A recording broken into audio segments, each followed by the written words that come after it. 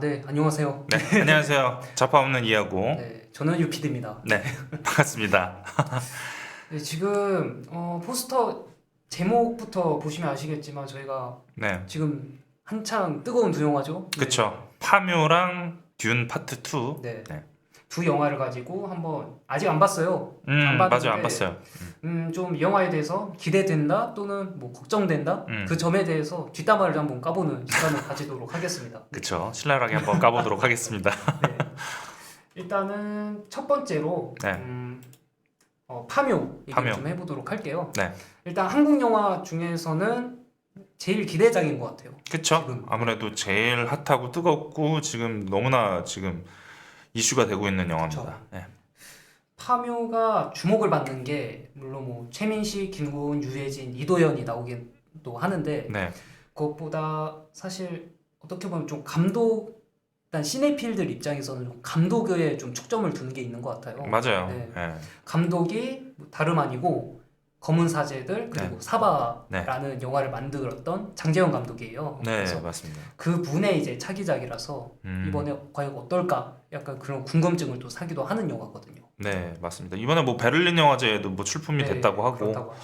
그래서 뭐 이슈가 많이 되고 있는데 뭐 전면에 내세우는 거는 최민식 배우인 것 같은데 영화를 보신 분들 반응은 이제 그 주인공은 거의 사실상 김고은 배우에 가깝다고 하시더라고요. 그래서 뭐 김고은 배우의 엄청난 연기를 볼 수 있다 뭐 이렇게 얘기를 하시는 것 같고 일단 반응이 기본적으로 좋은 것 같아요. 그렇죠. 그리고 이제 파묘에 대해서 네. 조금 초점을 맞출 게 오컬트잖아요. 네, 그쵸. 오컬트인데 오컬트가 약간 조금 엑소시즘 음, 그런 이미지가 많이 떠오르잖아요. 네, 악귀를 퇴치하거나 네, 악마기는 한데 네, 기이한 현상으로 네, 알게 모르게 이렇게 괴이한 현상으로 이렇게 드러나는 걸 보통 오컬트 장르라고 하잖아요. 네, 근데 한국 영화에서는 보통 많이 다루지는 않는 것 같아요. 맞아요. 뭐 그 해외 영화로 따지면은 뭐 엑소시스트라던가 오맨이라던가 되게 많이 있는 것 같은데 우리나라에서는 뭐 키키봐야 뭐 곡성 정도 네. 그 정도로 떠올리는 것 같네요. 물론 뭐 약간 뭐 여고괴담 그런 영화를 오컬트라고도 할 수 있지 않냐라고도 네, 넓게 보면은 하시는데, 그렇게 할 수 있죠. 네. 근데 뭐 오컬트랑 뭐 오컬트가 아닌 영화, 뭐 귀신이 나오는 영화 이렇게 네. 사실 구분하기는 조금 애매하긴 하죠. 그쵸? 같은 부류의 뭐 오컬트라고도 할 수 있는 네, 그쵸. 그런 부류라고도 할 수 있습니다. 근데 파묘 같은 경우는 이제 오컬트물들이 한국에서 다 실패를 했잖아요. 최근에 뭐 여우령이라던가 뭐 곤지암 뭐 또 뭐 있지 뭐 치악산 뭐 이런 것들 막 망작 쏟아내면서 되게 실패를 많이 했는데 괴작들이 많이 나왔죠. 예.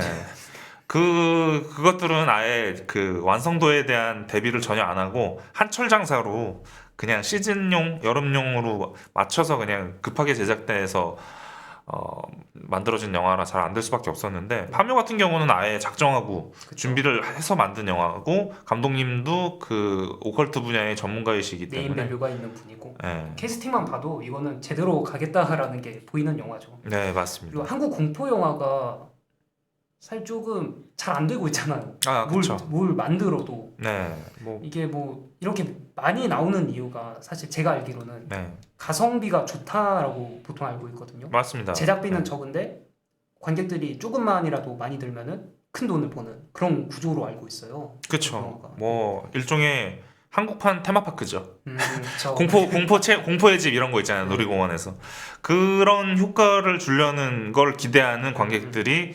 그걸 원하는 거죠. 네. 뭐 미국에서 슬래셔 영화가 한창 많이 나왔던 때 약간 그때랑 좀 비슷하지 않을까 싶어요. 그쵸. 그것도 마찬가지로. 적은 제작비로 많은 이윤을 내는 그런 그쵸. 구조인 것 같아요. 네. 그리고 파묘에 대해서 저는 개인적으로 기대 반 걱정 반이었어요. 기대를 했던 거는 네. 사실 뭐 장재현 감독이라고도 할 수 있는데 네. 물론 검은 사제들 같은 경우에는 저는 약간 좀 불호 쪽에 가까워요. 오. 가깝고 사바하를 봤는데 뭐지 이 느낌은? 어. 되게 새롭다. 약간 음. 경험하지 못했던 그런 맛이다라는 느낌이었어요. 그래서 네네네. 그것 때문에 좀 한번 눈여겨 볼만 하지 않을까? 이 감독을. 그래서 파묘가 좀 기대됐던 게 있었고 네. 걱정을 했던 거는 네. 아무래도 요즘 이렇게 겉으로는 화려해 보여도 네. 게다가 감독이 좀 유명해도 네. 결과물이 좀 안 좋은 경우가 많잖아요. 최근 아. 들어서. 그래가지고 그거 탓이 또 컸고 네. 네, 그래서 그런 좀 기대와 걱정이 공존했던 게 좀 있었습니다. 저한테. 어떻게- 저도 마찬가지인데요. 뭐 파묘 기대한 부분은 이제 뭐 오컬트 부분 뭐 전문 분야를 다룬 감독 자체가 거의 없잖아요. 그렇죠. 뭐 누구지 나홍진 감독님도 마찬가지 뭐 오컬트만 다루는 영화를 만든 것도 아니고 뭐 황해라는 영화도 오컬트 영화가 아니니까요. 곡성만 오컬트에 가까운 영화였으니까. 스릴러, 공포 뭐 다양하게 만드시죠. 그렇죠, 그렇죠. 그렇기 때문에 그 희소성이 있고 네. 그런 부분에서 기대가 되고 그리고 최민식 배우 제가 좋아합니다. 음, 네. 국내에서 저는 그 대중적으로는 송강호 배우랑 그 이병헌 배우가 거의 투탑 형식으로 이렇게 그 그쵸. 추앙을 받고 있는데 제 개인적으로는 이병헌 배우랑 최민식 배우를 투탑으로 생각을 하고 있거든요. 네. 그 정도로 최민식 배우의 연기를 굉장히 좋아하는 편인데 그 최민식 배우가 오랜만에 신작을 냈다는 점 그리고 그 유해진 배우랑 최민식 배우가 만난 적이 한 번도 없는 걸로 알고 있거든요. 네, 그래서 그 두 분이 한 영화에 나왔다는 점도 좀 인상적인 것 같고 그쵸. 그 부분에 있어서는 기대가 되는데 그걸 이제 제외한 나머지가 좀 오히려 좀 불안 요소가 좀 많은 것 중에 하나가 너무 이렇게 막 띄워주니까 제가 또 이렇게 그 청개구리 심포로 이렇게 반발 심리로 이렇게 하는 것도 있긴 있겠지만 네. 뭐 시사의 반응이 굉장히 좋고 오늘 지금 개봉 진짜 첫날인데도 좋더라고요. 뭐 되게 뭐 에그지수도 뭐 난리가 났고 뭐 평론가, 네. 뭐 일반 관객 음. 일단 평이 굉장히 그쵸. 높더라고요. 예, 그 높은 이유 중에 하나가 물론 잘 만들어서도 있겠지만 이제 너무 한국 영화 안 되다 보니까 그나마 조금 괜찮은 거 나오니까 네. 하향 평준화 돼가지고 조금이라도 잘하면 더 응원해주고 싶고 더 대단해 보이는 효과도 조금은 있긴 한 것 같아요. 뭐 그래서 그런 것 같은데 제 개인적으로는 이 호불호가 좀 나뉠 거라고 좀 보거든요. 왜냐면은 공포 영화라서. 그 영화 기자 본 글 중에 하나가 있는데 네. 제가 주로 이제 그 기자 거 구독해서 보는데 그 기자는 불어로 다뤘기 때문에 그분 조금 불안하지 않을까 뭐 이 생각도 하고 있고 그리고 그 아까 뭐 저기 맨땅의 라디오 방송에서 곽경욱님이 또 말씀을 해주셨잖아요. 한국의 역사랑 뭐 관련된 뭐 이런 얘기를 하셨는데 전화 연결을 하셨던 네. 분이 계셨죠. 그쵸. 그분이 뭐 한국 역사 관련된 얘기를 하셨는데 그 역사 관련하면은 보통 이제 한국 영화에서 다루는 게 조금 부연 설명을 해드리자면은 네. 그분이 시사회를 보셨는데 네.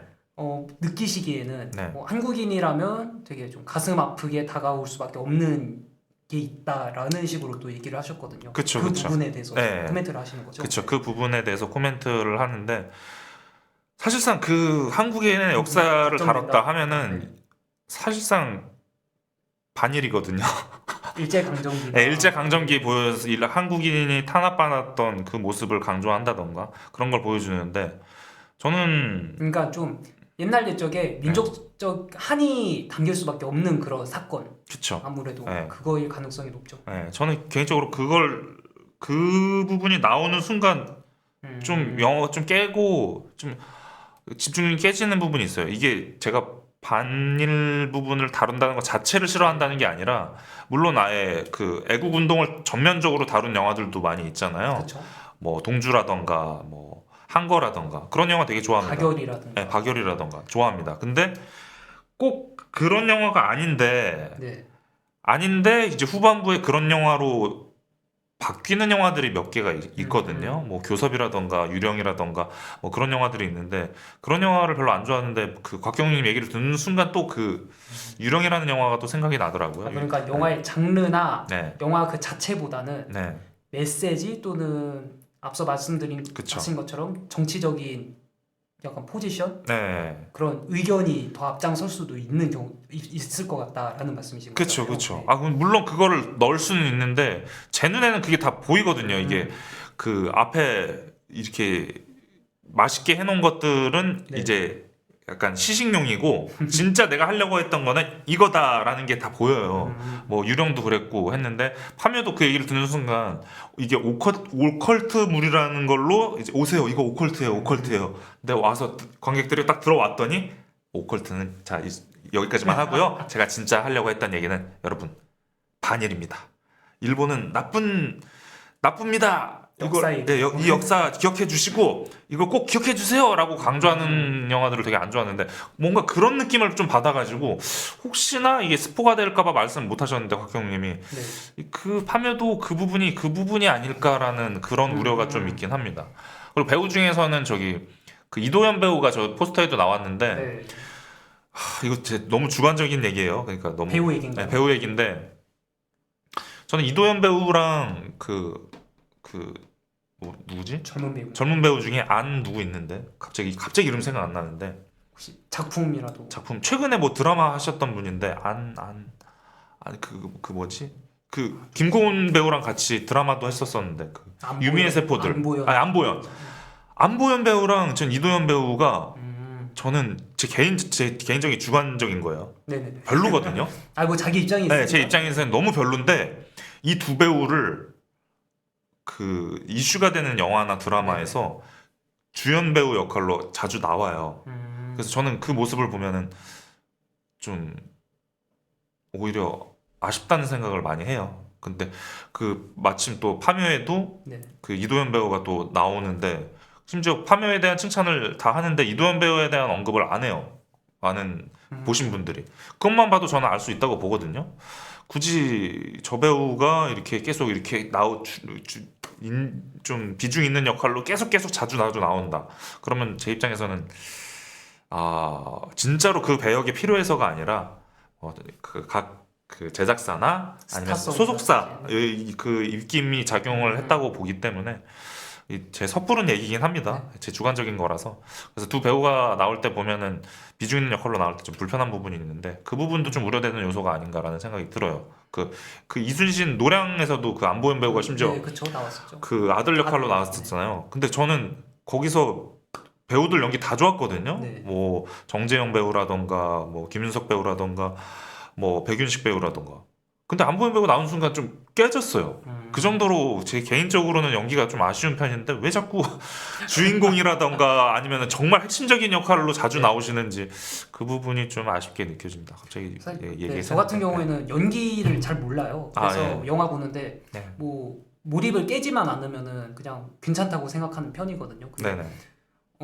이하고님은 아무래도 연기를 되게 중점적으로 잘 캐치를 하세요. 그래서 그 네. 부분에 있어서 그 비판적으로 많이 보시는 게 있더라고요. 네, 그래서 아무래도 파묘에서도 뭐 당연히 최민식 배우, 김고은 배우, 유해진 배우 연기 좋겠죠. 인정받았죠. 네. 이미. 근데 저는 여기서 이도현 배우가 제 예상을 깨고 내 예상과 달리 이도현 배우 연기 잘하네? 라는 그렇게 될 것 같지 않아요. 왜냐면 지금까지 그래 왔기 때문에 갑자기 뭐 그럴 것 같지 않아서 그 부분도 불안 요소라고 생각을 하고요. 파묘라는 영화 그 뭐 한국 영화가 이제 응원하는 차원에서 잘 돼야 된다는 측면에서는 관객이 많이 드는 게 좋은데 뭐 제가 말씀드렸던 그런 우려 섞인 부분들, 정치적인 부분들이라거나 역사적인 부분들도 좀 고려를 해서 보시면은 이 영화를 좀 다르게 볼 수 있는 요소가 아닌가라는 생각이 드네요. 굉장히 좀 궁금한 영화예요. 맞아요. 괜찮게 나왔든 별로든 간에 맞아요. 어떻게 나왔을지 너무 궁금해요. 네. 일단 베를린 영화제 초청됐다는 것 자체가 뭐 진짜 너무 심각한 수준의 완성도가 아닌 이상 뭐 어느 정도 결과물이 있다는 얘기니까 당연히 기대되는 부분이 있는 건 사실입니다. 하면은 뭐 나중에 보고 네. 저희가 시간이 맞는다면 한번 그렇죠. 분석을 해보도록 하겠습니다. 그렇죠. 뭐 모르죠. 영화 너무 재밌게 봐가지고 뭐 유피디님이나 제가 이렇게 뭐 맨땅에 라디오에 소개를 할 수도 있는 거고요. 네. 과연 추앙이 될지 씹어 먹는 게 될지. 근데 제 개인적으로는 소개할 것 같지는 않지만. 그럼 근데 모르죠. 뭐 보고 그렇죠? 뭐 이변이 일어날 수도 있기 때문에. 다음은 네. 맞다 이 얘기도 이 얘기 깜빡했네. 맞죠. 쭉 저희가 준비를 하다가 네. 또 하나 말씀을 해주셨죠. 네, 그렇죠. 파묘가 최근에 포스터가 하나 나왔는데 좀 많이 익숙하다라는 얘기를 하셨어요. 네, 맞아요. 이게 뒷 포스터가 바로 떠오르더라고요. 이 가장 최근 포스터 보면은 이게 얼굴 그 약간 녹색 톤에다가 얼굴 좀 박아놓고 컬러 색깔은 확실히 좀 비슷한 면이 있죠. 그쵸, 그쵸. 지금 여기 지금 그 시청자분들이 보시는 거에서도 색깔만 비슷한데 이거 블루레이 그 상품으로 출시된 거 보면은 네. 옆에 테두리가 갈색 테두리까지 있거든요. 듄 블루레이에는. 그러니까 더 비슷해요, 이 파묘 포스터랑. 네, 그래서 좀 비슷한 부분이 좀 있다. 이거는 깔려고 한다기보다는 두 영화가 마침 비슷한 시기에 개봉하는데 좀 하필 둔이랑 예. 그래서 좀 비슷한 요소가 있다라는 측면에서 그냥 한번 가져와 봤고요. 하다하다 이제 포스터로도 까이는.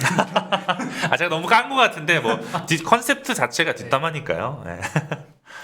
그렇습니다. 뭐 기대되는 요소, 걱정되는 요소 그런 게 있으니까요. 그렇죠. 듀운 얘기로 가보도록 할 텐데요. 네. 듀운 이번에 2편이에요. 네. 파트 2인데 네. 1편이 2021년 한 3년 전에 나온 걸로 기억을 하거든요. 네. 네네. 다시 이제 속편이 나왔는데 네. 안 그래도 조금 지금 이슈화되는 게 한국에 지금 있잖아요. 아 지금 그러니까 이제 녹화일 기준으로 네. 6월 22일인데 네. 저 오늘 진짜 저희 지금 녹화 기준으로는 이제 곧 해요. 곧 영등포에서 지금 난리 날 것 같은데 뭐 엄청나죠. 엄청 이슈가 되고 그렇죠. 다들 주목하고 관심을 가질 것 같아요. 뭐 티모시 샬라메, 젠데이아, 네. 그리고 저 오스틴 버틀러도 나오는데 네, 오스틴 버틀러. 아 개인적으로 오스틴 버틀러 너무 좋아합니다. 네. 요즘 굉장히 네. 주목하고 있는 네, 배우죠. 주목하고 있는 배우고 엘비스라는 영화 개봉했을 때 그때 이 배우예요. 네, 지금 오스틴 버틀러. 머리가 이렇게 따라왔는데. 된 캐릭터로 나오는데 빌런 캐릭터인데 네. 이 배우가 국내에서 엘비스 개봉했을 때 관심을 못 받았어요. 엘비스라는 작품이 잘 안 돼서 국내에서. 근데 이제 좀 뮤지션을 다루기도 하고 그쵸, 뭐 유명한 엘비스 프레슬리라는 그쵸. 가수긴 하지만 네, 좀 아무래도 외국 가수는 네, 국내에서 이름은 알아도 음악이 좀 덜 알려진 경우가 있거든요. 그래서 네, 관심도가 조금 음. 떨어지지 않았나라는 생각이 들어요. 맞아요. 게다가 뭐 이 배우가 아카데미 남우주연상 후보에 깔 줄 몰랐었는데 그렇죠. 그때 그 메타가 라디오에서 그 UPD님이랑 저랑 약간 경쟁하기도 했었는데 이견이 있었죠. 네, 의견이 있었죠. 근데 저 같은 경우는 그 오스틴 버틀러가 탔어야 된다고 보는데 네. 왜냐면은 그냥 연기를 너무 잘해요. 심지어 그 엘비스 프레슬리 실제 모습 보면은 약간 김보성 배우랑 좀 비슷한 이미지가 있거든요. 마초스러운. 네, 마초스러운 느낌이 있는데 오스틴 버틀러는 전혀 그런 배우 그런 이미지의 배우가 아니에요. 그렇죠. 그래서 외모가 아예 다르죠. 네, 아예 다른데도 불구하고 저는 보면서 와 너무 연기 잘하고 진짜 엘비스 프레슬리 같다라는 생각이 들 정도였는데 그렇죠. 근데 반면에 그때 아카데미 때 이제 수상을 했던 브랜든 플라이저 같은 경우는 연기도 물론 괜찮긴 했는데 연기 외적으로 본인의 개인사적인 부분이 작용을 해서 수상을 했다고 보거든요. 제 개인적으로는. 좀 개인적으로 힘들었던 스토리가 있었죠. 그쵸. 그거랑 영화의 더 웨일이라는 영화잖아요. 네. 그 극중 인물도 네. 모든 걸 다 포기하고 음. 점점 죽어가는 캐릭터잖아요. 그쵸. 그거랑 좀 맞물려서 네. 더 감동스럽게 다가온 부분이 있었거든요. 네. 게다가 마침 그때 각종 시상식에서 서로 막 타고 난리 났었거든요. 그래서 진짜 예측을 못했어요. 과연 누가 탈지 예측을 못했는데 저는 그때 막 오스틴 버틀러를 응원했었는데 아쉽게 못했는데 어쨌든 오스틴 버틀러 저는 이제 앞으로 많은 시네필들이나 뭐 여성 팬들이 열광할 거라고 봅니다. 실제로 되게 잘생겼고요. 연기도 잘하니까 되게 그 애프터 선에 나왔던 폴 메스칼이라는 배우도 미국에서 난리가 났었거든요. 남우주연상 후보에 올랐었죠. 그쵸. 애프터 선이라는 영화로 남우주연상 후보까지 올랐었고 그리고 그 일화가 있어요. 폴 메스칼이 얼마나 대단하냐면 우리나라로 치면은 약간 김선호 배우랑 좀 비슷한 느낌이거든요. 그 배우의 이미지가 비슷한 느낌이 아니라 그 배우에 열광하고 있는 느낌이 그 정도예요. 살짝 팬덤. 팬덤이 그 정도예요. 우리나라에도 김선호 배우가 대중적으로는 되게 이렇게 엄청난 인기가 있는 배우는 아니거든요. 근데 팬덤이 어마어마해요. 그렇죠. 네.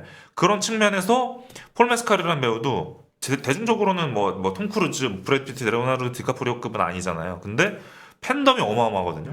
이 배우가 미국에서 연극을 한 적이 있어요. 근데 그 연극을 보려고 네. 그 안젤리나 졸리도 왔었고 니콜 키드만도 왔었고 심지어 니콜 키드만은 그 분장실인가 화장실까지 따라가서 나올 때까지 기다리고 있었대요. 본인이 스탄데도 불구하고 보려고 폴 메스칼 보려고 그 정도로 지금 팬덤이 어마어마하고 연기로는 거의 너무 대단한 그 연기를 보여주는 배우인데 이미 네. 많은 영화인들이 눈여겨 보고 있는 사람이네요. 그쵸. 네. 그렇기 때문에 이 뭐 오스틴 버틀러라든가 폴 메스카르라는 배우 이 투탑으로 굉장히 이제 앞으로 쭉쭉쭉 이 둘 나오면은 그냥 연기는 끝장나지. 이 둘이 주인공으로 나오면은 무조건 봐야지. 이런 배우가 될 것 같다는 예감이 확실하게 들고요. 티모시 샬라메 같은 경우는 좀 들어가나요 이제? 이 둘에 비해서는 연기가 그렇게까지 뛰어나다고는 생각은 안 돼요. 안 들어요. 네, 네. 티모시 샬라메도 네. 연기 잘하죠. 잘하죠. 면모가 있고 네. 또 작품 보는 눈이 또 있는 것 같아요. 그쵸. 또 대작들에만 출연하는 게 아니고 독립 영화들에도 맞아요. 과감하게 출연하잖아요. 그쵸. 뷰티풀 보이라는 뭐 영화에도 출연을 했었고 네. 그런데 그렇다 하더라도 좀 스타 이미지가 조금은 더 강한 것 같아요. 그래서 오스틴 버틀러 이번에 뭐 듄 볼 때도 다들 티모시 샬라메 열광을 하시겠지만 저 같은 경우는 오히려 오스틴 버틀러에 더 주목을 하면서 나는 보지 않을까. 오스틴 버틀러다. 네, 저는 네. 무조건 오스틴 버틀러다. 나의 최애 배우. 그렇죠. 너무 좋아요. 근데 아까 파묘할 때는 네. 젊은 한국 남자 배우에 대해서는 그렇게 혹평을 했었는데 네. 지금 미국 젊은 남자 배우들한테는 굉장히 희망의 섞인 목소리로 그렇게 얘기를 하시네요. 그렇죠. 그렇게 말한 이유는 간단합니다. 연기 잘하고 연기 못해서.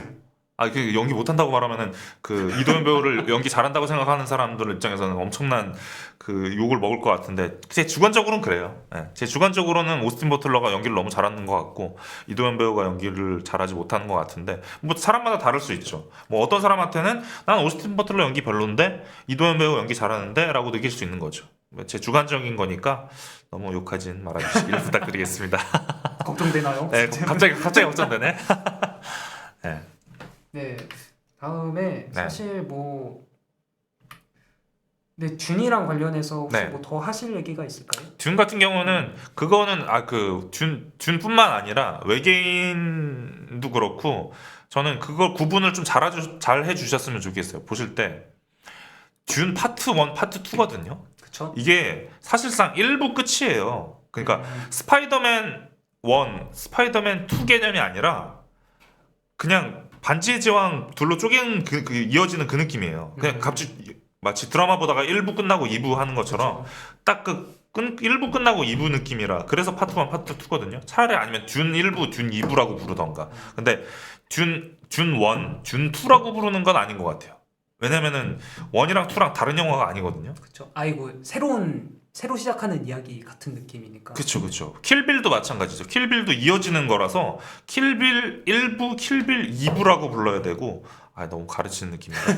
어쨌든 이게 좀 약간 거슬리거든요. 들을 때마다. 그래서 외계인 2 봤어? 외계인 2 봤어? 할 때마다 이건 외계인 속편이 아닌데 그냥 1부 중간에 끝난 거라서 외계인 1부랑 외계인 2부인데 이렇게 그 구분을 좀 잘 해주셨으면 좋겠어요. 막 매불쇼 볼 때도 막 최욱 MC가 막 그렇게 항상 말하더라고요. 2, 1, 2 이렇게 막 말하는데. 근데 저도 그래요, 사실. 그래요? 근데 한국에서는 좀 그렇게 구분 안 하고 1, 2로 얘기를 하는 것 같아요. 1, 2, 3 이렇게 얘기하는데. 이 말하기 편하니까. 근데 영어에선 좀 다르긴 하죠. 파트 1, 파트 2. 그쵸. 이렇게 구분을 하는 경우가 많으니까. 네, 그렇죠. 뭐 그 정도 말하면 될 것 같고요. 뭐 반응 엄청 나더라고요.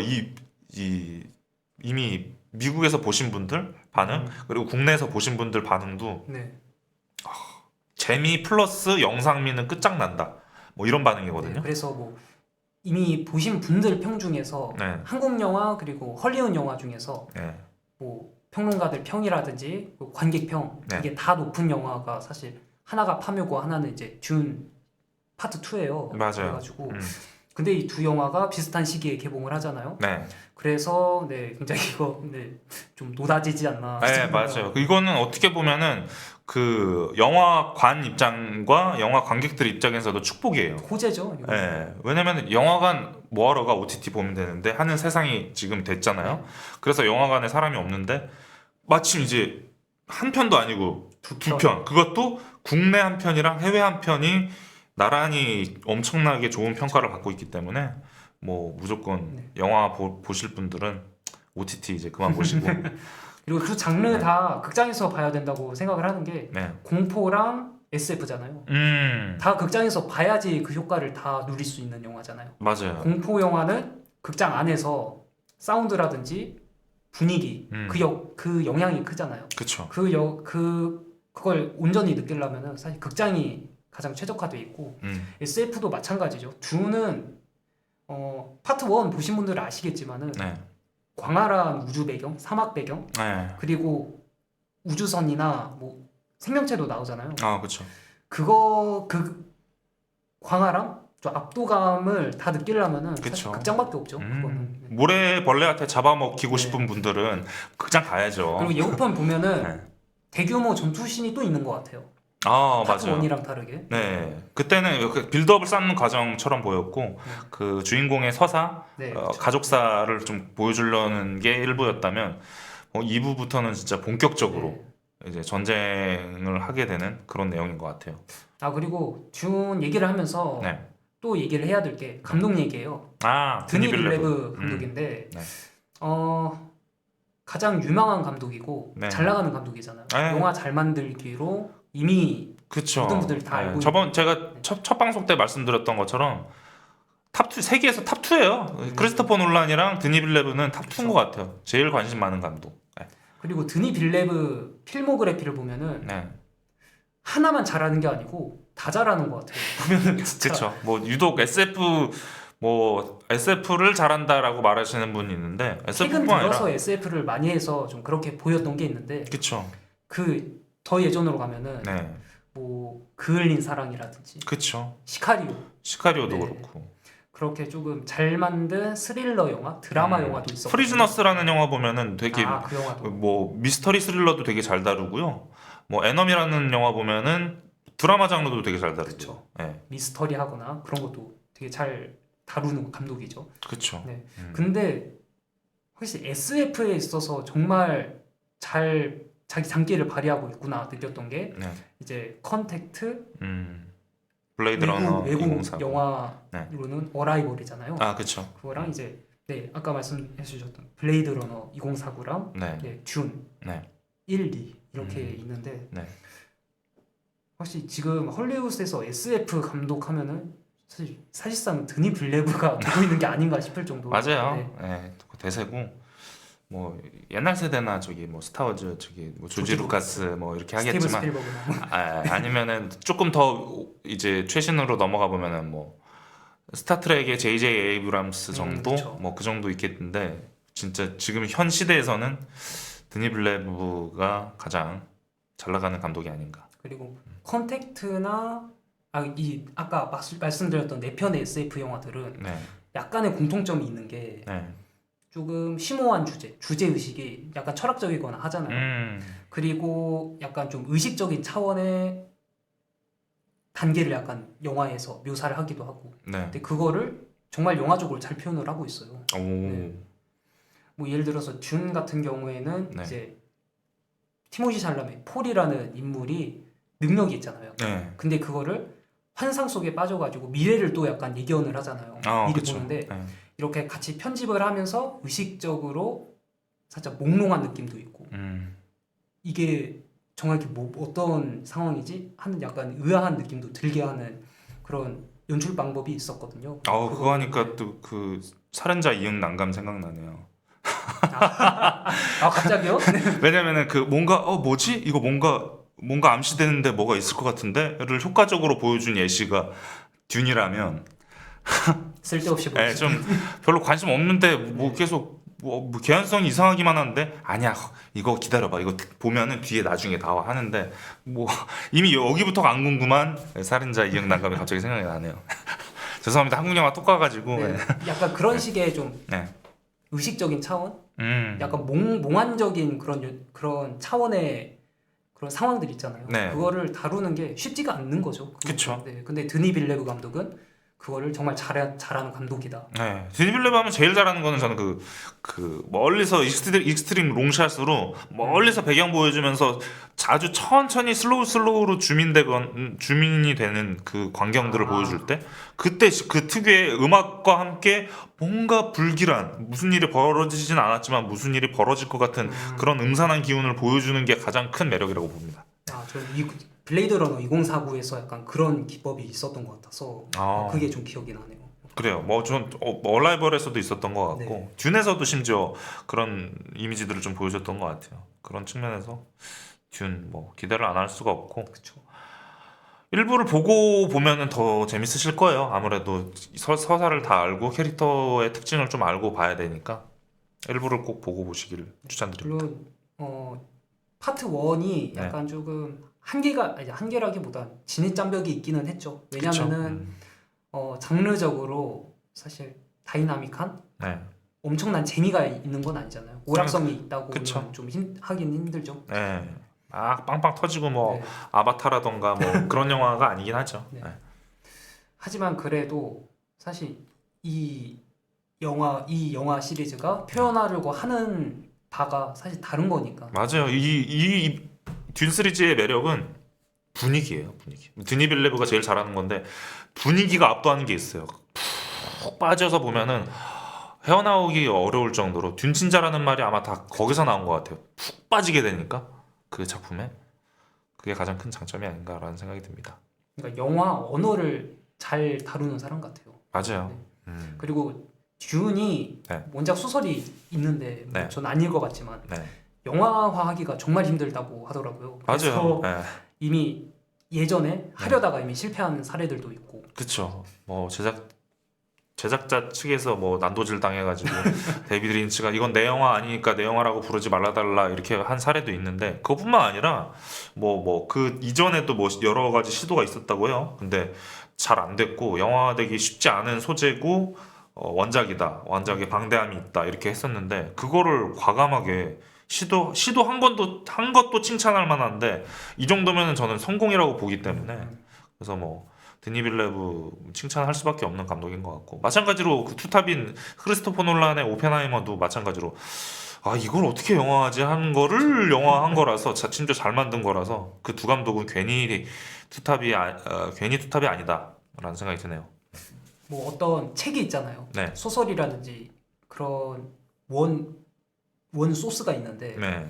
이거를 어떻게 영화할 거냐라는 거에서 좀 약간 우려나 걱정이 좀 있는 것들이 있었거든요. 네. 근데 그걸 가장 잘해낸 케이스들이라고 할 수 있는 거죠. 네, 맞아요. 최근에 크리스토퍼 놀란 감독이 이제 공포 장르도 해야 되지 않나 다양한 장르 했으니까 말하는데 당연히 연련은 있다 이렇게 말씀은 하시는데 진짜로 만약에 이제 다 깨고 드니 빌레브든 크리스토퍼 놀란이든 다 깨고 계시는데 진짜 깨려면은 제가 그 맨땅의 라디오에서 말씀드렸던 그 4대 소재 노인만 주인공으로 나오는 영화나 네. 어린이만 주인공으로 나오는 영화 아니면 동물이 주인공으로 나오는 영화 그리고 마지막으로 스포츠 소재로 만든 영화 이거를 만약에 대박 내신다? 그러면은 진짜 엄청난 성과를 이루신 거예요. 두 감독님 다. 갑자기 그 생각이 드네요. 잘 흥행이 안 되는 요소들. 그쵸. 네. 그런 것들. 네, 일단은 지금 가장 큰 기대작은 파묘랑 준 파트 2예요. 그래서 네, 맞아요. 거기에 대해서 저희가 한번 보기 전에 뒷담화를 한번 까봤습니다. 네. 준은 너무 칭찬만 했네. 극과 극의 네, 그쵸. 뭔가 기대평 할 수 있고 이제 그 다음에 저희가 준비한 내용은 다 하긴 했는데 사실 이 영화들만 있는 건 아니잖아요. 그쵸. 지금 한창 아카데미 시즌이니까 지금 맞아요. 아카데미 영화들이 지금 쏙쏙 들어 개봉하고 있거든요. 네. 그 중에서 어떤 영화 먼저 얘기를 해볼까요? 바튼 아카데미 먼저 한번 얘기를 해볼까요? 바튼 아카데미, 그쵸. 바튼 아카데미는 저는 개봉하기 전에 미리 시사회로 형식으로 관람을 했고요. 근데 저는 이 영화가 엄청나게 극찬을 받고 있는데 저는 그 정도까지는 아니었던 것 같아요. 이 영화가 별로라기보다는 그냥 평범하고 평이하다, 무난했다 정도인데 근데 이 영화에 대한 찬사와 앞으로 이제 나홀로 집엔 필요 없고 이제 크리스마스에는 연말에는 무조건 이 영화를 봐야 된다라고 낙인이 아니라 그렇게 도장을 찍을 정도로 엄청난 극찬을 하고 있더라고요. 올해 최고의 영화다라고 헤드라인에다가 그런 것도 있고 그렇게 나와 있고 무조건 나무주연상은 폴 지아마티다 이렇게 말씀을 하는데 저는 모르겠어요. 물론 폴 지아마티가 연기를 잘했고 드바이 조이 랜돌프도 여우 조연상을 다 휩쓸 만큼 연기를 잘했나? 저는 잘했나? 네, 저는 왜냐면은 그 비슷한 느낌의 그 연기들을 많이 봐왔고 심지어 뭐 헬프의 옥타비아 스펜서도 비슷한 역할을 했었어요. 그 아카데미 수상도 후보에도 올랐었고 네. 뭐지 또 그 영화 있잖아요. 그 흑인 배우가 나오는 건가요? 미국이랑 러시아 그 로켓 경쟁했던 달간. 히든 피겨스. 히든 피겨스에서도 비슷한 캐릭터로 나와요, 심지어. 근데 그거랑 큰 차이가 없는 캐릭터인데 연기를 보여줬는데 여우 조연상을 다 휩쓴다? 그거만큼 뛰어난 연기를 보여준 조연 배우들이 많이 있었던 것 같은데 그런 생각이 들고 그리고 영화적으로 봤을 때도 근데 너무 스포 나지 말아주세요. 스포할 생각은 없고 영화적으로 봤을 때도 스포할 저는 거리가 그게 많을 것 같진 않거든요. 솔직히 단순한 얘기긴 해요. 뭐 이렇게 뭐 주인공이 이렇게 같이 만나게 되고 이렇게 뭐 이렇게 하다가 이렇게 된다 이런 내용인데 그 과정이 저는 설득력이 좀 떨어져서 그 몰입 잘 안 되는 부분이 좀 있었고 우연적인?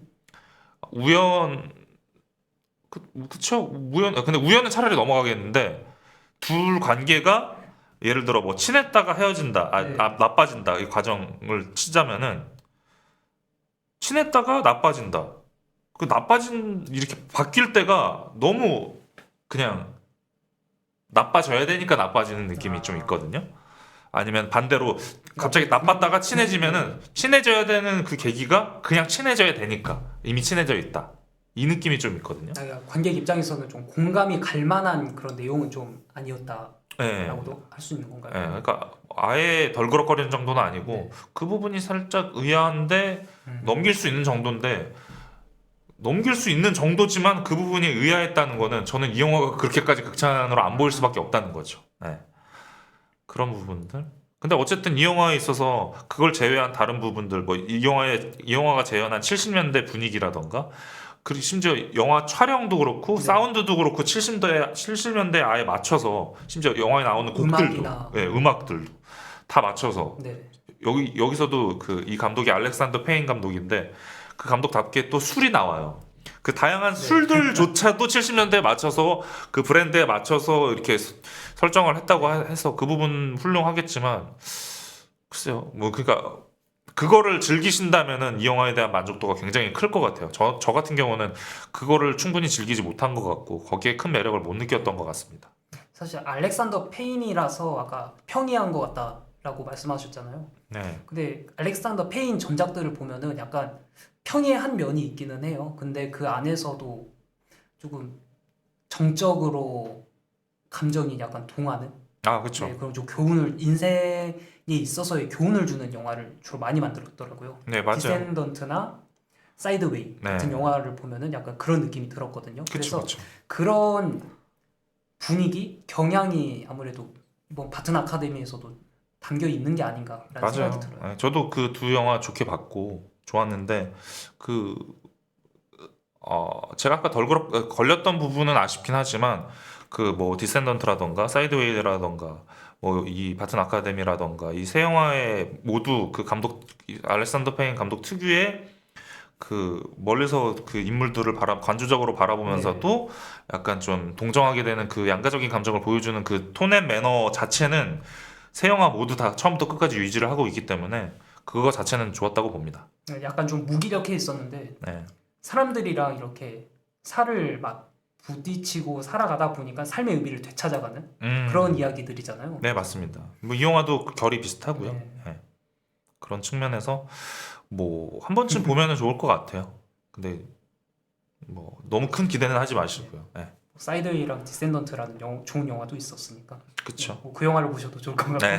심지어 뭐 그 우스갯소리로 그 말 하시는 분들도 있어요. 사이드웨이의 그 폴 지아마티 캐릭터가 나이 먹으면 바튼 아카데미 주인공 같은 캐릭터가 됐다라고 생각하시는 분들도 있어서 그렇게 본다면 속편이긴 하죠. 왜냐하면 두 영화에서 다 폴 지아마티가 교사로 나오잖아요. 학교 교사. 그렇죠. 약간 좀 그런 겹치는 부분이 있더라고요.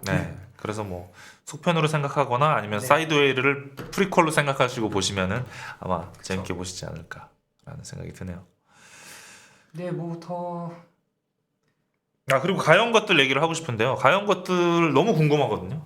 아직 못 봤는데 특히 여우주연상을 제가 판가름을 꼭 하고 싶어서 왜냐면은 아까 말씀드렸던 오스틴 버틀러라던가 폴 메스카르라던가 아니면은 우리 그 스펜서로 유명한 크리스틴 스튜어트라던가 네. 세 배우가 다 극찬을 했어요. 그 추락의 해부라던가 추락의 해부의 그 산드라 휠러의 연기를 극찬을 했기 때문에 그래서 산드라 휠러가 저 개인적으로도 여우주연상을 받았으면 좋겠는데 컬린 톨은 저 가여운 것들의 엠마 스톤밖에 없는데 그 영화를 산드라 휠러가 수상을 하려면 근데 그 에마 스톤의 연기를 못 봤기 때문에 그 함부로 말을 하기가 좀 얘기를 할 수 없는 상황이라 반드시 좀 보고 싶은 상황이죠.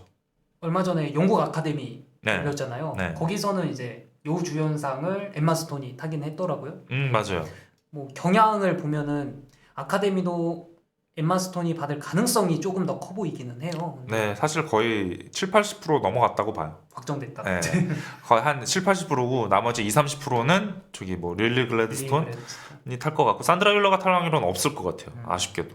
왜냐면은 그 뭐라 그래야 되냐? 일단 이슈적인 게 없어요.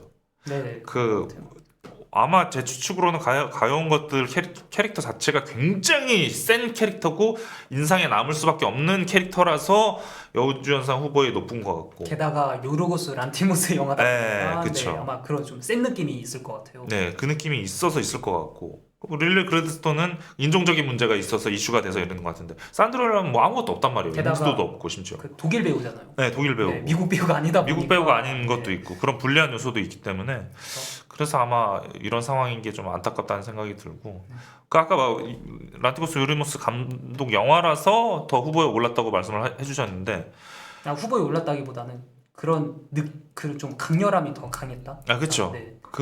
그래서 더 강렬한 느낌이 있는 건데 반대로 전 폴 메스칼이 난리 났다고 말씀드렸잖아요. 그쵸? 이번에 또 찍은 영화가 있어요. 뭐 올 오브 어스 스트레인저스라는 영화가 있거든요.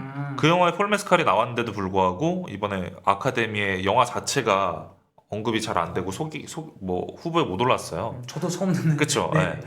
근데 저는 폴 메스칼 좋아해서 관심을 가져서 그 영화와 관심을 가졌는데 못 올라온 이유는 아무래도 그 영화에 대한 완성도가 좀 모자라서 부족해서이지 않을까라는 생각이 드네요. 란티고스 요리머스가 뭐 뛰어나다 하니까 갑자기 정반대로 이 생각이 난 건데 네. 그런 측면에서는 아쉬운데 폴 메스칼의 연기를 보고 싶다는 측면에서는 너무 보고 싶은 영화입니다. 그렇습니다. 이번에 우주연상은 누가 받을지. 네. 근데 란티고스 요리머스 이번에 마침 또 한국 영화인 지구를 지켜라 리메이크 한다고 하죠. 네. 그 연출을 맡아가지고 또 아리 에스터가 제작을 맡았다고 하더라고요. 그렇죠. 아리 에스터가 제작 맡고 장준환 감독님도 아마 적극적으로 참여를 하시는 걸로 알고 있어요.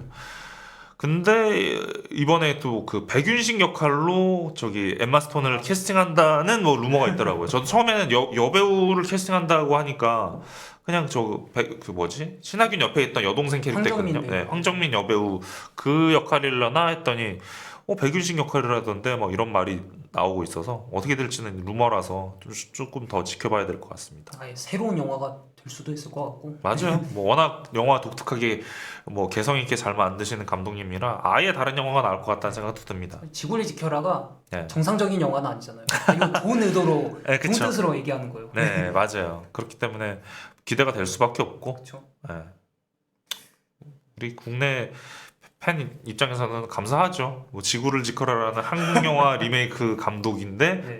무려 란티고스 요리머스가 제작도 아니고 연출을 한다. 그렇죠. 영광인 거죠. 뭐. 그런 것 같고 그리고 솔트번이라는 영화 있거든요. 아카데미 몇몇 부분에 후보에 오르긴 올랐는데 아쉬운 것 중에 하나가 뭐 국내 최고의 가장 개성 강한 연기를 보여주는 베리키오건 베리키오건이 출연한 영화거든요. 근데 다른 시상식 보면 후보에도 올랐었어요. 근데 이번 아카데미에는 아예 후보조차 못 올랐다는 게 좀 이게 말이 되나라는 생각이 들더라고요. 뭐 예를 들어서 그런 영화들이 좀 몇 편 있잖아요. 네. 뭐 추천해 주셨던 그 비욘드 유토피아 그 영화도 뭐 영국 아카데미에는 후보에 있는 것 같더라고요. 네, 맞아요. 근데 뭐 미국 아카데미에는 없고. 네. 그런 것들을 보면은 진짜 아카데미 후보에 오른 것도 운도 작용을 해야 되고 여러 가지 복합적인 요소가 작용을 해야 되는 것 같은데 그걸 따져보면 진짜 기생충이 대단한 거죠. 사관왕을 했다는 게 와, 이 말이 되나? 싹 다 미국 영화인데 거기서 그쵸. 국적도 한국 영화고 네. 배우도 다 한국인이고 그쵸. 언어도 한국어고 네. 게다가 칸 영화제와 아카데미 시상식 작품상을 모든 작품상을 다 탄 황금종려상과 작품상을 다 탄 그 한 네 번째라고 했나? 아무튼 되게 그게 적단 말이에요. 근데도 수상을 했기 때문에 대단하다라는 생각이 듭니다. 또 네. 이번에 또 그 아카데미 개봉 영화 소식 중에 하나가 그 하마구치 류스케 감독 좋아하시는 분들 많은데 그 신작인 악은 존재하지 않는다. 네, 악은 존재하지 않는다가 이번에 이제 개봉 일정이 이제 잡히려고 하는데 그린날의 미디어에서 수입을 네. 했어요. 그래서 거기서 이번에 그 SNS에 올라왔거든요. 다음 작품은 이겁니다 하고 올렸는데 그럼 이제 곧 개봉한다는 소식이라서 3월이나 4월쯤에 개봉하지 않을까라는 생각이 드네요. 그 영화도 좀 기대를 해봐야겠습니다. 기대는 되는데 상대적으로 좀 이게 개봉할까? 약간 불명확한 영화가 존 오브 인터레스트 같아요. 그 영화도 이제 조나단 프레이저라고 하는 언더 더 스킨 만든 감독이잖아요. 그쵸. 그 감독의 차기작인데 이 영화가 상대적으로 얘기는 좀 덜 되고 있는 것 같아요. 그 부분이 안타까운데 심지어 아까 폴 메스칼 배우가 그 2023년 최고의 영화 인터뷰 질문을 날렸을 때 존 오브 인터레스트랑 추락의 부를 언급을 했거든요. 그리고 산드라 휠러가 존 오브 인터레스트에도 나온다고 알고 있거든요. 맞아요. 그래서 더 언급했던 것도 있는 것 같은데 그것도 궁금해요. 그래서 산드라 휠러가 어떤 또 연기를 보여줄까. 그리고 이 영화가 뭐 기본적인 설정은 좀 듣기는 했는데 예고편을 봤거든요. 보셨나요 혹시? 저는 안 봤는데 이 영화에 대한 정보는 들었습니다 이미. 전 예고편을 봤는데 궁금해서 봤거든요. 되게 좀 묘하더라고요. 촬영이라든지 구도라고 해야 되나? 색감 같은 게 되게 좀 묘해요. 이거 영화 맞나 싶을 정도로 약간 그래서 더 기대가 돼요.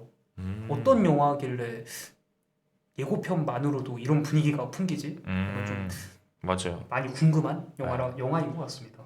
게다가 조나단 글레이저 감독 자체가 영화를 자주 안 찍어요. 그런 정말 오랜만에 찍은 거거든요. 그렇기 때문에 더 기대되는 부분도 있고요. 그리고 뭐 언더 더 스킨으로 되게 유명해지긴 했는데 그 전에도 벌스라는 그 탄생이라는 제목의 영화 있거든요. 니콜 키드만 배우가 주인공으로 나오는 그 영화도 되게 보면 되게 인상적이라서 그 영화 보시는 것도 추천드립니다. 사실 여기 말고도 뭐더 말씀드리고 싶은 영화가 많은데 그쵸. 조연상 후보 중에 아네트 버닝 그리고 조디 포스터가 올랐잖아요. 네네. 이제 이게 그 영화가 나이에드의 5번째 파도라는 영화거든요. 그 영화는 넷플릭스에 있어요. 그래서 이번에 두 배우가 이제 수상 후보에 올랐잖아요. 그래서 궁금해서 한번 봐봤는데 확실히 연기로는 손색이 없는 영화더라고요. 확실히. 근데 그 진짜로 아네트 베닝도 좀 과소평가된 배우라고 보거든요. 연기 되게 잘하시고. 뭐 예전에는 뭐 아메리칸 뷰티라거나 예전 영화에서는 이제 많은 연기력을 보여줬었는데 최근 들어서는 뭐 이슈가 되는 작품이나 그렇게 뭐 흥행이 잘 된다거나 그런 영화는 많이 없었던 것 같아요. 맞아요. 근데 뭐 저는 이제 그 배우 전성기 때가 이제 아메리칸 뷰티라든가 뭐 있을 텐데 그 나중에 본 세대라서 그 아네트 베닝 하면은 제일 먼저 떠오른 게 에브리바디 올라잇이라는 영화거든요. 거기서 약간 줄리안 무어랑 동성 커플 역할로 나왔었는데 거기서 그 연기도 되게 인상적이었고 빙 줄리아라는 영화도 있는데 그 영화로 아마 아카데미인가 골든글러브 후보에 올랐던 걸로 기억하는데 아마 그래서 아네트 베닝도 되게 좋은 배우인 것 같고 조디 포스터는 너무 유명하잖아요. 그렇죠. 근데 조디 포스터 연기 보면은 이것도 너무 까는 얘기인데 연기 전문가님. 저는 저 원카 보면서 티모시 샬라메가 너무 안정감이 없거든요. 연기가 없다고 느꼈거든요. 근데 반대로 조디 포스터는 어떤 영화를 나와도 안정감이 있어요. 뭔가 좀 보는데 집중하게 되고 좀 편하게 그 연기나 영화를 보게 되게 만드는 매력이 있는데 그래서 이번에 그 말씀하신 영화 또 조디 포스터 연기 보면은 되게 집중하면서 몰입하면서 보게 될 것 같아요. 사실 그 영화가 아네트 베닝이랑 조디 포스터가 꽉 잡고 있어요. 영화를. 이게 어떤 내용이냐면 혹시 그런 얘기 그런 뉴스 혹시 보신지 모르겠는데 미국에서 약간 플로리다에서 아니 약간 쿠바에서 좀 플로리다로 헤엄쳐 간다라는 혹시 얘기 혹시 들으신 적 있었나요? 어떤 수영 선수가 네. 아 옛날에 그 바다를 우리 횡단해서 조구련 선수가 네.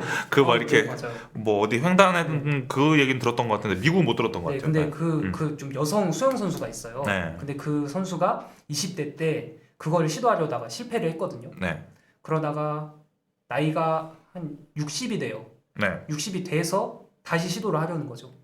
계속 거기에 아쉬움을 느끼는 거예요. 애착이 있고. 그래서 그걸 시도하려고 하는데 네. 나이가 너무 많잖아요. 아 그렇죠. 그래서 그 수영 선수 이름이 나이에드인데 네. 그 배역을 아네트 베닝이 맡았어요. 아. 네. 그래서 조금 근데 그러면서 자기가 지금까지 겪었던 삶의 애환, 상처라든지 또 수영 선수로서 사실 그 목표가 되게 간절했단 말이에요. 네. 자기는 그거 아니면은 수영 아니면은 못 살 것 같은 음. 그런 감정이 있는데 그 감정을 확실히 정말 잘 보여준 것 같고 또 이렇게 있으면은 곁에 누가 있어야 되잖아요. 아 그렇죠. 친구라든지 코치. 네. 그게 조디 포스터예요. 둘이 친구예요, 그러니까. 아 네. 그럼 조디 포스터도 수영을 좀 할 줄 아나요? 아니요, 그냥 약간 스포츠 뭐라 해야 되지? 관리를 해준다 해야 되나? 스포츠 조금 마사지사 같기도 하고 좀 네. 서포트 해주는 네 그런 직업이에요. 근데 네.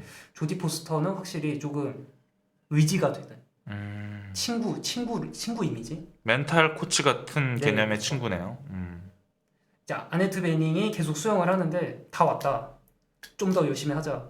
지금은 뭐 때문에 위험하니까 이렇게 하자. 약간 이렇게 서포트를 해줘요. 옆에서. 네. 그 면에서 사실 두 배우의 연기를 주고받는 합 그것만 보더라도 사실 정말 좋은 영화였어요. 아. 그래서 그 영화도 약간 조금 빛을 덜 보긴 했더라고요. 근데 한 번쯤 그래도 한번 언급해 볼 만한 영화이지 않을까라는 생각이 들어요. 이런 거 보면 진짜 여우주연상 후보에 꼭 그렇게 막 이렇게 누가 하나 타면은 그냥 다 따라가가지고 다 다른 시상식에서도 다 타고 그냥 아 얘가 타겠네 얘 이제 시네필들은 그거 다 캐치해가지고 아 얘가 타겠네 얘가 타겠네 하면서 아카데미에서 얘가 탐 얼마나 재미없어요. 그게 좀 아쉽네요. 막 예를 들어 아까 방금 말씀하신 뭐 아네트 베닝이 갑자기 수상을 한다던가 그런 모습을 보면은 게다가 두 배우 다 이미 베테랑 배우잖아요. 네 그쵸. 근데 좀 언급이 많이 안 되는 게 좀 안타깝더라고요. 그러네요 진짜 그 두 배우가 주인공으로 나오는데도 언급이 안 넷플릭스 영화라 그런가 좀. 아 맞아 그 영향도 좀 있겠네요. 물론 미국에서 극장 개봉을 했는지는 모르겠어요. 근데 음, 아무튼 뭐 상대적으로 좀 덜 조명되고 있는 영화 같습니다.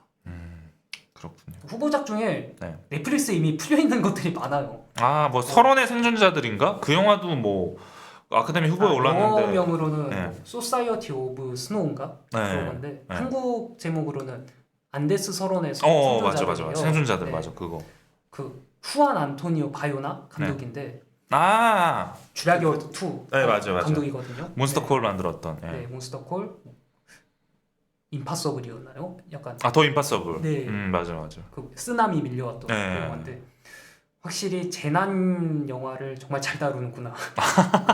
아 맞아요. 그리고 그 영화는 되게 잘 만들었어요. 이거 극장에서 봐도 되겠네 싶을 정도로. 아 그래요? 뭐 네. 주변 뭐 영화 단톡방에서 추천하신 분들도 있더라고요. 네. 넷플릭스 영화가 조금 완성도가 모자란 것들이 좀 많거든요. 근데 그렇죠. 네. 가끔 가다가 이렇게 뭐 예를 들어서 아카데미 후보작에 오른 영화들 그 영화들을 보면은 되게 수작인 경우가 많아요. 맞아요. 마에스트로도 보면은 영화 괜찮아요. 괜찮은 영화입니다. 그래요. 뭐 이렇게 알아봤는데 사실 후보작 중에서 숨겨진 영화들도 많다. 그렇죠. 네. 그 점 알아주시고요. 아카데미 뭐 특별전이라던가 이런 것도 할 거예요. 아카데미 시상식 다가올 때 그런 거. 점점 네 2주인가 3주 남았죠 이제. 네. 그렇죠. 이제 거의 다가오니까 이번 기회를 통해서 뭐 너무 그렇게 막 파묘 봤어? 저기 뭐 듄 파트 2 봤어? 그 두 영화한테만 너무 몰빵하지 마시고 다양한 영화들을 많이 보시면서 문화생활 즐기셨으면 좋겠습니다. 극장에 많은 영화들이 있으니까 네. 극장에 좀 많이 와 주셨으면 좋겠습니다. 맞아요. 저희도 영화관 많이 갈 거니까요. 가끔 뭐 보시면 인사도 해주시고 알아볼지는 모르겠지만 어쨌든 뭐 오늘 방송 또 좀 많이 알려야겠네요. 그러네요. 더 노력해야겠네요. 라디오도 하고 라디오도 이것도 하고, 하는데 네, 참. 개인 방송도 하면서 또 노력해야죠. 그러면서 오늘 방송은 또 오늘 세 번째였나요? 네, 세 번째였고 세 번째 오늘은 방송도. 시간이 다 돼서 여기까지 해야 되겠네요. 네, 여기까지 하도록 하겠습니다. 다음 방송 또 네 번째 방송 때는 또 뭘로 찾아올지 모르겠지만 어떤 재밌는 또 수다를 뒷담화를 떨면서 수다를 떨 수 영화 있는 수다로 영화 수다를 떨 수 돌아오겠습니다. 있게 찾아오도록 하겠습니다. 감사합니다. 감사합니다.